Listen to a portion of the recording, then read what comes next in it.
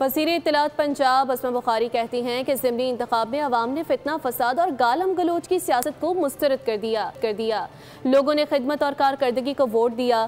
اسما بخاری نے سوال کیا کہ اگر لاہور صاف ہے تو باقی صوبوں میں صفائی کیوں نہیں ہو سکتی؟ کہا مریم نواز وزراء کی کارکردگی کا جائزہ لیتی ہیں، ہر چیز کو خود مانیٹر کرتی ہیں۔ پاکستان کی اور خاص طور پر پنجاب کی عوام نے خدمت اور کارکردگی خوشحالی کو ووٹ دیا۔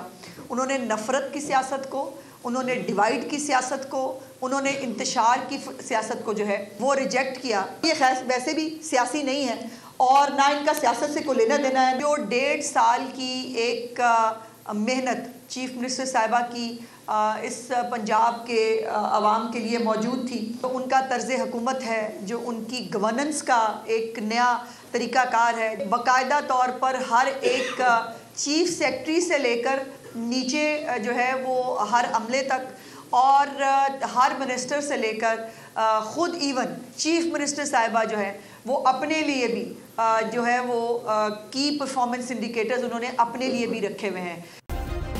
سبسکرائب کریں اور بیل دبائیں تاکہ کوئی خبر رہ نہ جائے۔